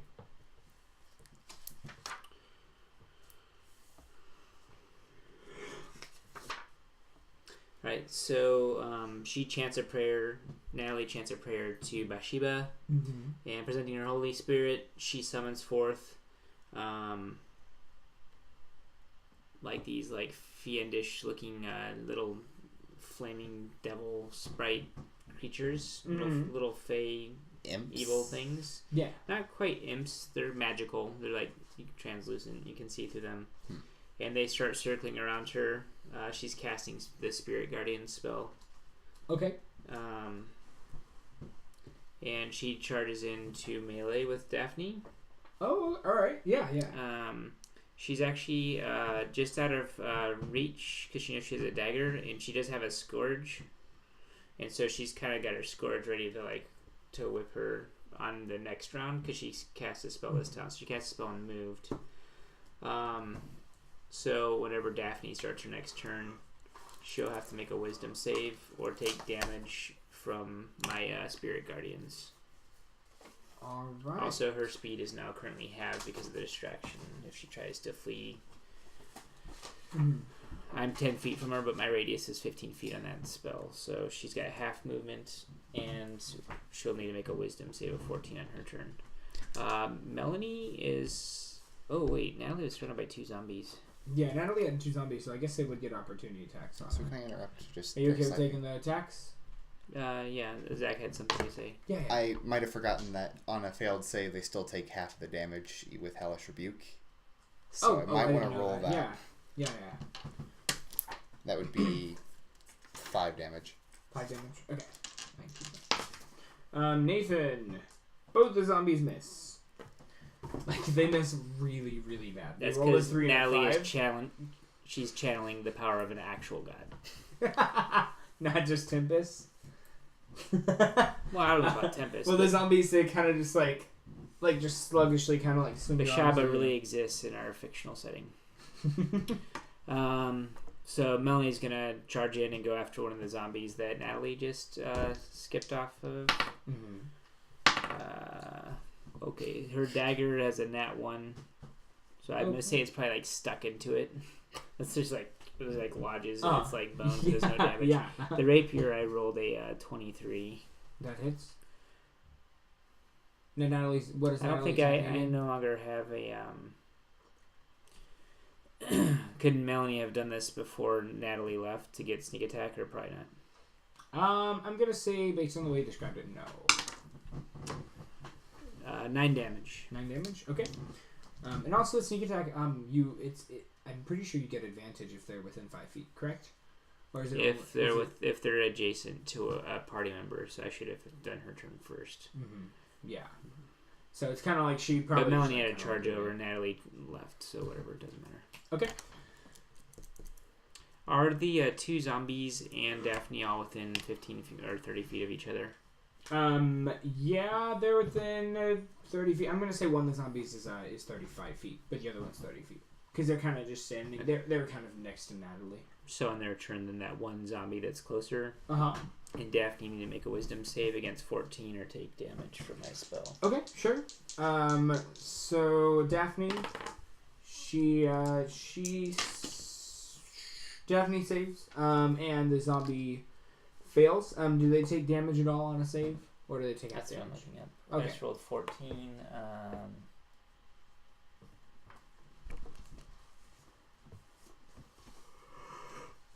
Half damage, so 7 for Daphne. This is necrotic damage. 7 for Daphne, and 14 for the zombie.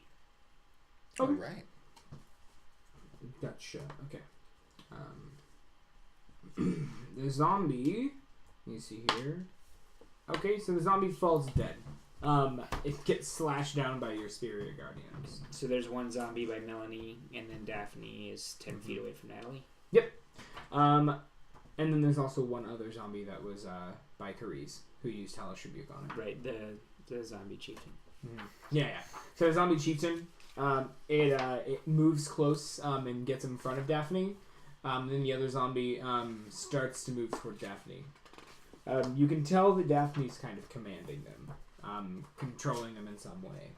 And you hear Daphne, she whistles, and then she casts magic missile on Carice.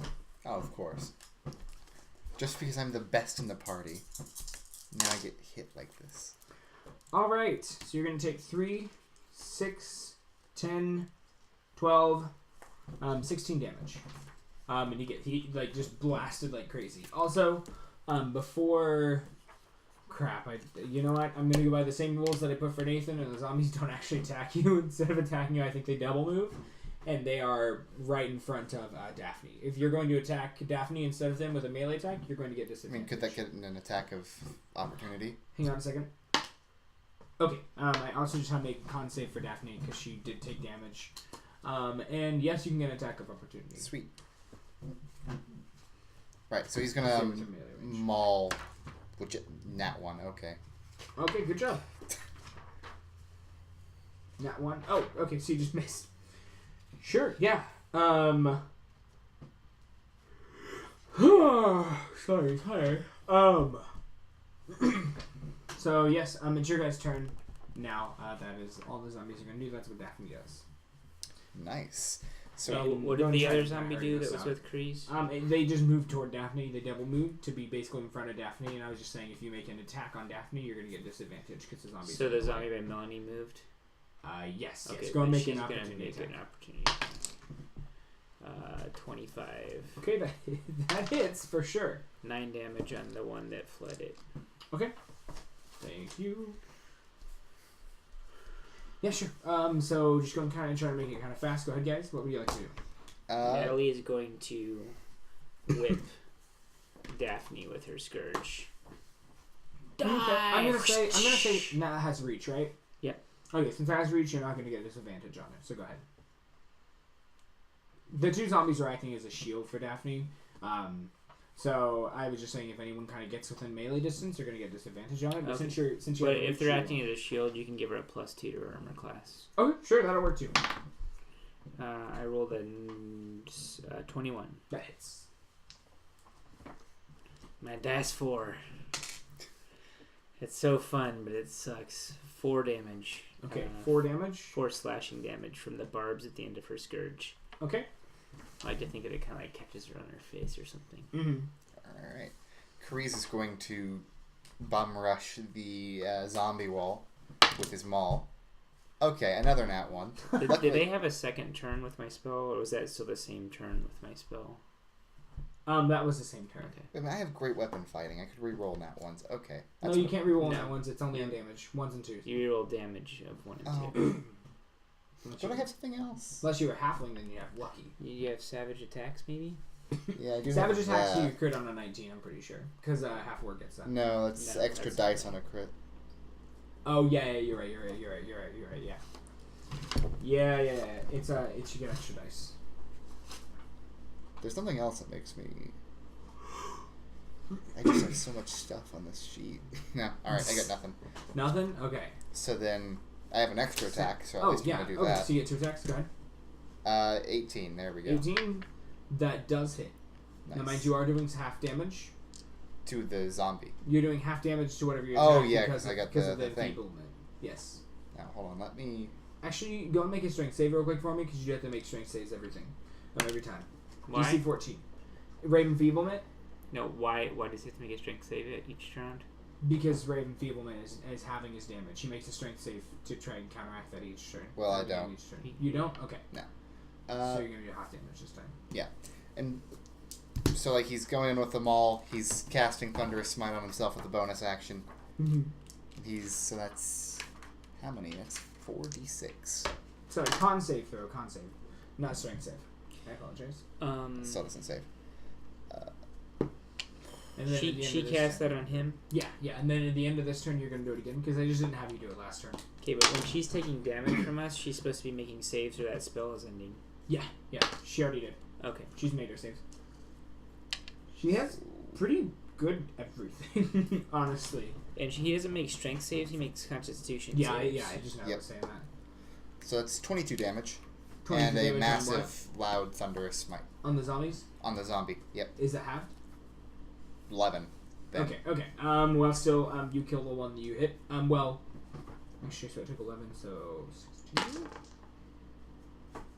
I've only rolled nat 2s on trying to make the zombies live. Okay. Yep, that zombie dies. You have one zombie in front of her. You have not killed the zombie commander. You killed the other one. Nice. The zombie chieftain, sorry. Well, I've used You my were extra attacking attack. the zombie chieftain? You didn't specify. So. I didn't specify, so that's... But he's been with the zombie chieftain the whole time. They both ran away. Oh, okay. Ran off. It's probably the one that's closer than me, though. So when the one ran off, did he get the attack of opportunity? Yeah, I did get rolled one, a nat and one. I've rolled a nat 1. Oh. Carice is doing bad He today. rolled 2 nat 1s in a Welcome row. back. His first roll was a nat 1 on That's investigation. Yeah. He did not know that those horses were dead. That's cursed from the beginning. Alright. Sure. Alright. So, Sad hasn't made a move yet. Yep, Sad is going to... he's once again going to magic stone right into one of those darn zombie chieftain The boys. Zamboonies. Yep, nat 20. Nice. That doesn't hit. Okay. You hit it. Go ahead. Roll your attack. I forget. It's a d6. So you had 2 of those. 2d6 since you got a nat 20. Oh, that's right. I don't do this enough. 9 and Plus what? 9 plus 4. So, 11. No, 13. God. Yeah. I'm so Okay. tired. Mr. Zombie Chieftain is still alive. Only hanging on by pretty much a thread. Which is probably like his jugular. Like he's like just kind of hanging there. His head is like. It's actually disembodied. It's just a floating head. Yeah, I mean pretty What, much. are you Yeah. getting +4 on your damage? Because it's modified by your spellcasting ability. Oh, okay, and the damage? Yeah, Oh, that's cool. which is great because he's 19 charisma. Yeah. So yeah. Have Natalie and Melanie acted yet? I know that Natalie acted with her scourge, but did Melanie act? I don't remember her doing that. She's not... If there's only one zombie left, Yes. I think she's going to go for the final zombie. Okay. And since it's next to them, she would get Yeah. sneak attack on this one. So she's got a 18 You on hit- the rapier You hit, yeah. and a 23 on the dagger. Now I'll go and say you'll do. I'll go and say that you'll do the carryover damage cleave basically. How much damage did you do? 14, 18 to the zombie. Okay, the zombie dies, and you're gonna deal an extra, another 14 damage to. That's the carryover. To Daphne. Yes, 14. Okay, and damage then the carryover. dagger on the on Daphne does another 10 damage. Okay. And you can tell that your weapons are almost like they almost seem ineffective. She has a slight resistance. She has resistance to like regular weapon attacks, like non-magical stuff. She has resistance to. Also, now she doesn't have the higher AC, due to the fact that Zombies are dead. yes, exactly.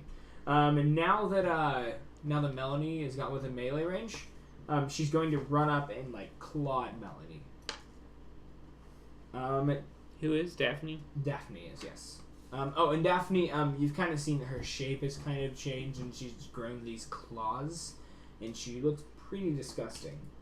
And she's going to... Does an 18 hit her? Melanie? Yeah. Okay. Daphne deals a whippity-whopping 11 damage. Okay.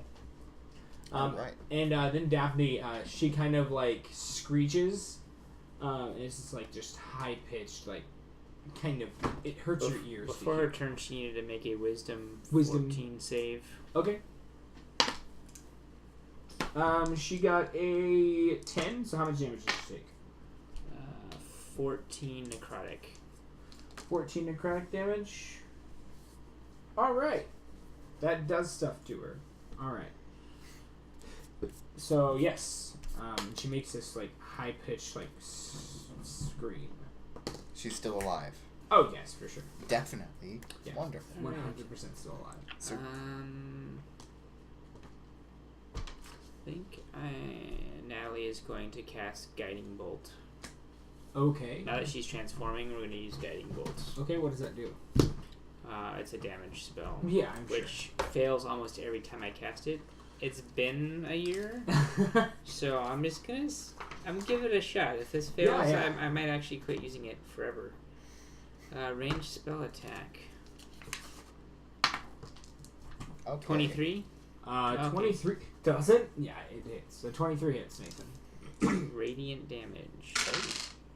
Ooh. 17 radiant. 17 radiant damage. And also, Oof. the next attack roll against the target has advantage because it's now glowing.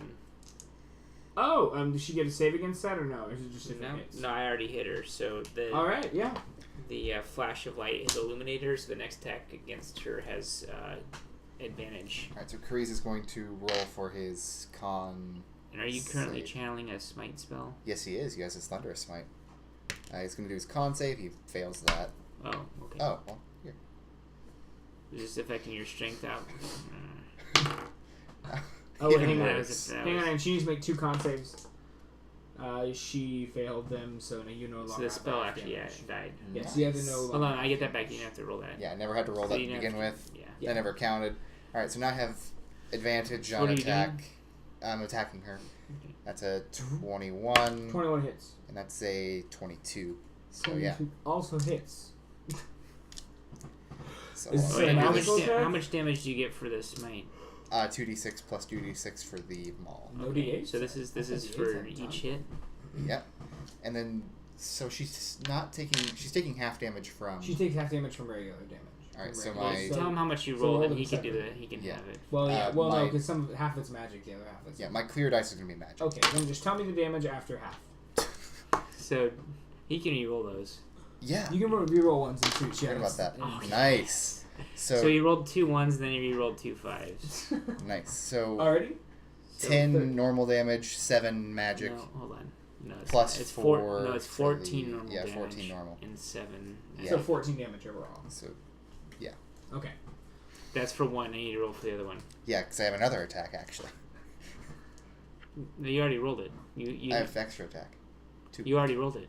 Did I? Yes. I You thought got he rolled 22 with on the second one. advantage. Oh, You rolled them back to back. I mean that was with They both advantage, hit. but Oh, that was with advantage? yeah, Yeah, Oh. you get this one with advantage as well or no? that's why I was confused. Okay. Let's Sorry, I just thought you see were what rolling happens. both. Yeah, You nat gotta 20. Okay. Okay. Ow! Okay. So use the clear dice for your main damage, Yeah. and then that'll be your magic damage with your purple. Wow. Alright, just tell me the damage. Re-roll these. I swear if you only get 6s. Okay, Alright. So So that plus your 4 is your regular damage. Okay. So what are you getting? You got 12 regular. yep. So That's and then 6. So 10, 18 man, or is it 18 regular and? No, this is your man. Or is this did we switch it? Yeah, we switched it because I got the Oh. yeah. So Sorry. Good So lord. 9. 22 regular. Okay, plus so 11 8. plus 8. So 19 damage. Wow. Did you just smite this thing? Oh, shit. twice, yeah. She's looking pretty hurt. Like, She's still pretty, very hurt. Does anyone else get an attack? Doesn't Melanie get an attack still? Yeah, Melanie and Sad do. Oh, jeez. You might literally just kill her before she can have more minions. Okay. You want Melanie to go first, or you want Sad to go first? Whichever you guys prefer. Oh, sorry. I thought you were talking to me for whatever Sad can magic stone. reason.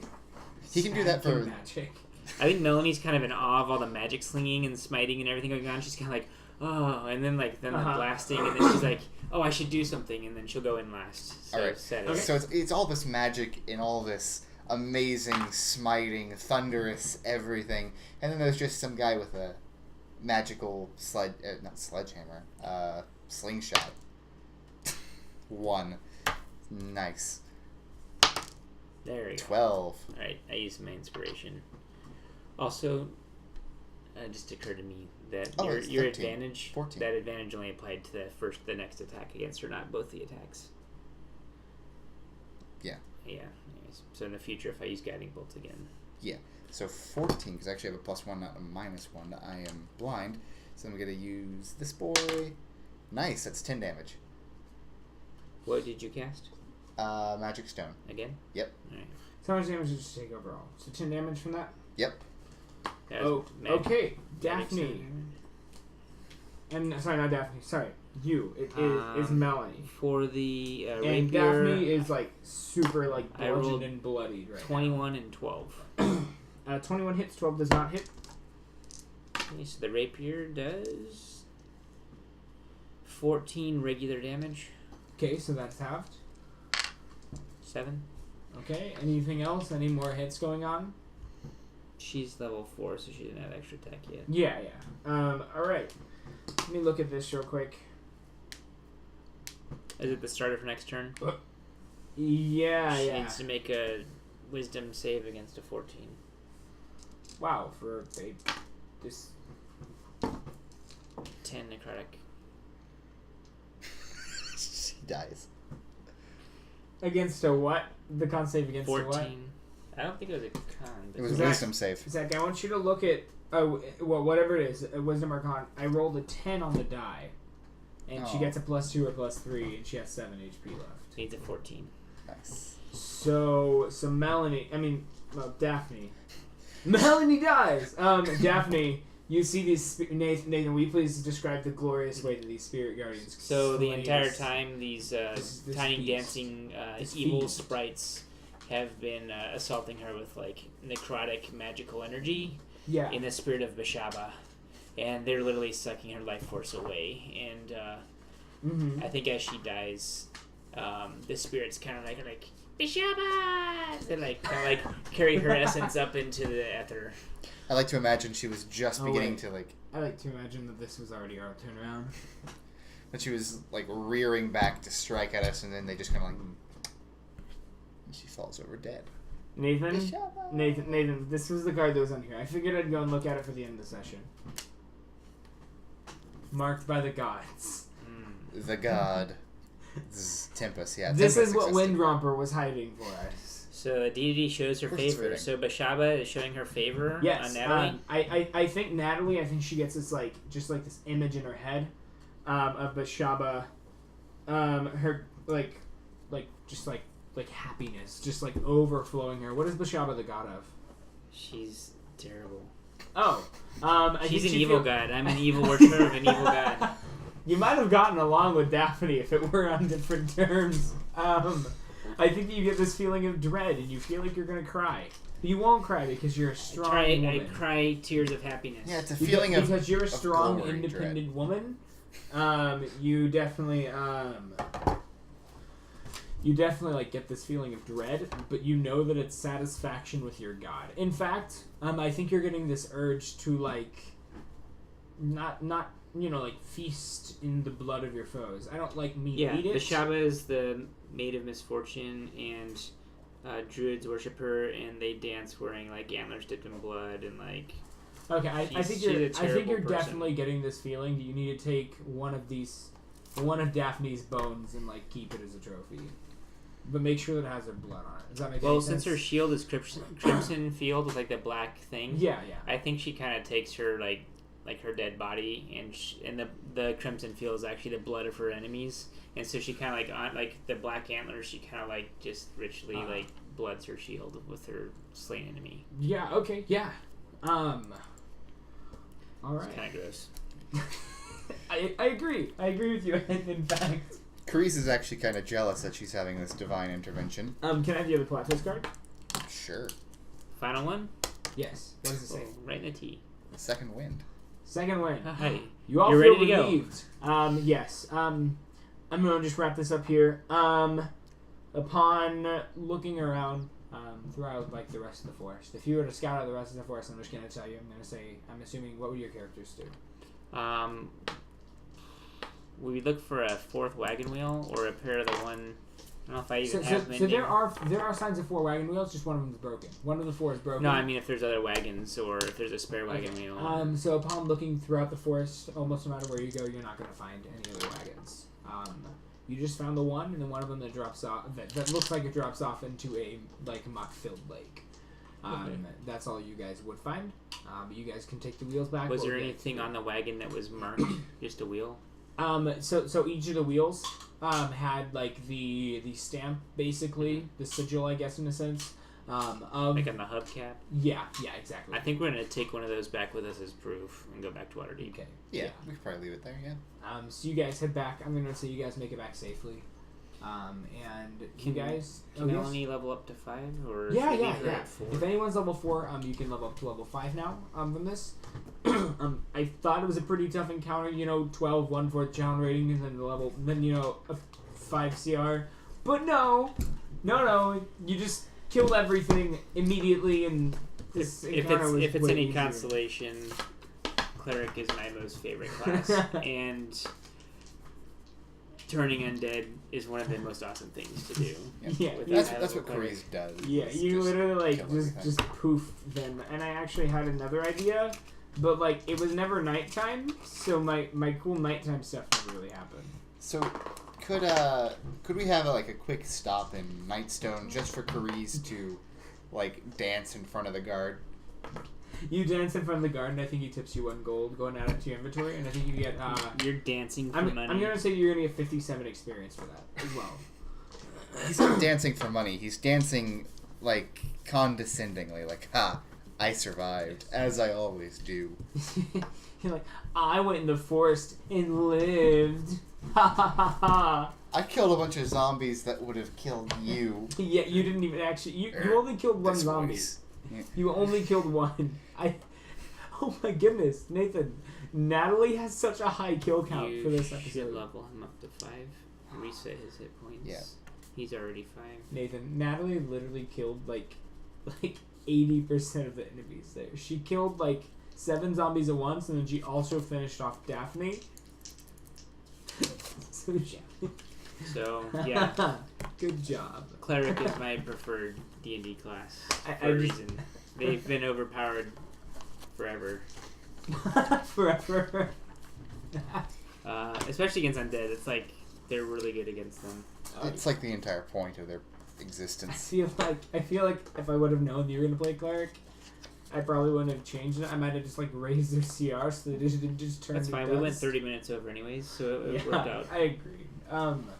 So yeah. I guess Nathan, while you guys are leveling up your people, I guess it's going time to go and start doing the debrief since we do need to wrap it up pretty much as quick as we can. Yeah. So what do you guys think? I thought it was a really good one-off, really quick campaign showing the... and also go and add the 100 gold each of your inventory. Sorry, go ahead. Am I just a joke to you? Somewhat, yes. Go Okay. ahead. It shows kind of the versatility of the wayward dice system. We can just kind of throw a bunch of characters together, do a mission. It's completely unaffiliated with the overarching story, We didn't actually place any wagers on their success, which Ooh. that's a problem. Never But thought of that. but we also haven't formally established ourselves either.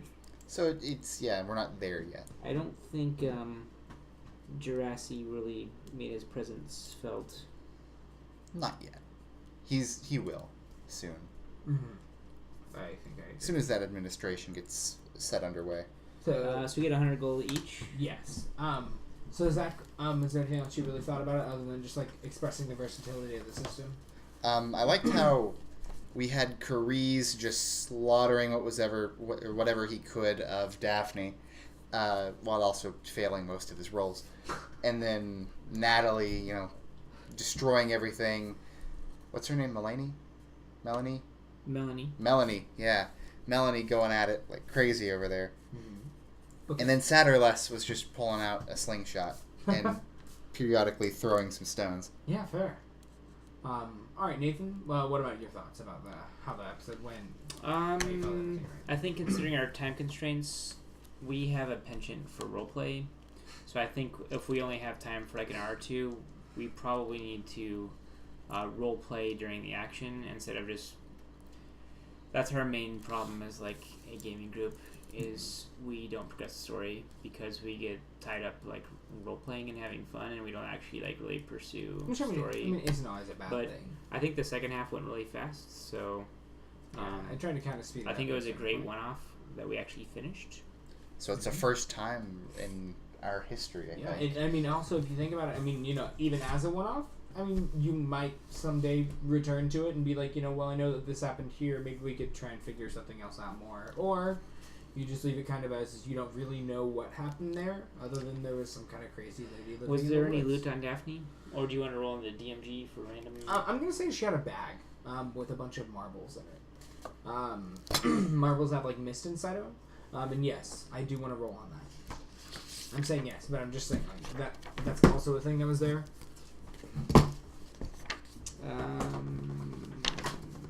Magic tools. Yeah, Also, Natalie's Scourge still sucks. It's just fun to whip people with the Scourge. So I mean, I was pretty satisfied with how it went. I think it's... it's also the favorite weapon of her deity, so she can't like whipping No. people with a Scourge is like what she does. So I might actually upgrade her to a heavy Scourge that like doesn't give her reach, but maybe does more damage. I'm gonna roll on this. Do you care if I do that when she gets back? She maybe loses the reach and then does like 2d4 for a heavy Scourge. Do you care if we do that? No, that's fine. Do it. You can get a heavy scourge. All right.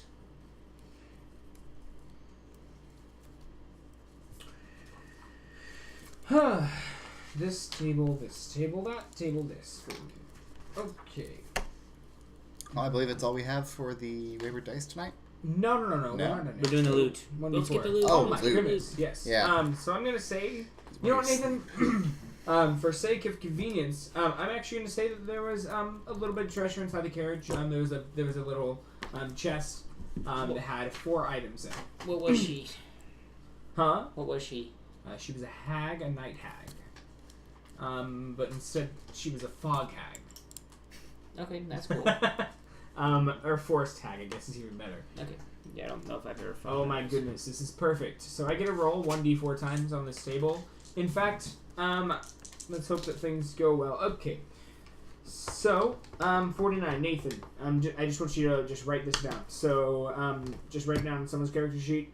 We can spread it out. So I did a treasure hoard. Considered just saying. We Yes. need it in this stream. So just what is it? Okay. So let me see. 49 slippers of spider climbing. Boots of striding and springing. Hold on, no. What? Hold on, no what? You're giving us 4 magic items. I literally said roll 1d4 times on the magic item table, and I rolled, and I got 4. Let's go with 2. No. No? Let's just figure it out later. You wanna figure it out later? Yeah, we shouldn't be getting 4 magic items. I just went on the challenge rating 0 to 5. And Hold on, sorry. You might have rolled on the wrong table. It was treasure hoard because you guys found a small little treasure deal inside the carriage. Challenge rating 5 to 10. Roll a d100. I rolled an 89, I believe. Roll 1d4 times on magic item table F. Okay, No. so we're getting like 2 magic shoes. I used to keep rolling. That's what I end up rolling for. What shoes? Go for it. What are the other 2? Let me see here. Yeah, I think you're right. I think 2's good. Well, just finish the roll. Let's just finish the rolls. Okay. All right. In fact, I think we can determine the durability and see if the items are destroyed or not. Let's just finish. Gem of Brightness, and then Eyes of the Evil.